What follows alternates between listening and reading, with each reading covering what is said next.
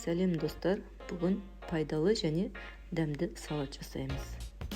Құрамы өте қарапайым заттардан тұрады. Құрамы қияр, қызанақ, мандарин, тауық еті, салат жапырағы және творожный сыр. Видеода көрсетілгендей бірінші тауық етін алып, турап дайындаймыз.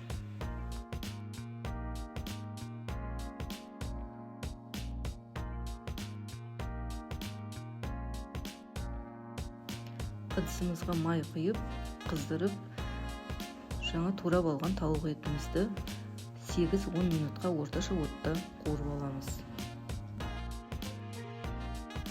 Ыдысымызда қуырылып жатқан тауық етінің үстіне тұзымызды салып, тағы да араластырамыз.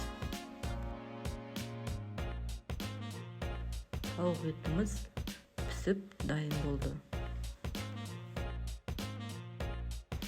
Кейін көкөнісімізді, яғни қиярымыз бен қызанағымызды алып, видеода көрсетілгендей турап аламыз. Мандаринімізді де сыртын ашып дайындап қоямыз. Таза ыдысымызға қуырып алған тауық етін саламыз, үстіне турап алған көкөністерімізді, яғни қиярымызды, қызанағымызды салып, мандаринімізді қосамыз. Үстіне салат жапырағымызды қосамыз. Және сұйық майымызды қосып, қара бұрыш, тұзымызды татымына қарай салып, барлығын араластырамыз.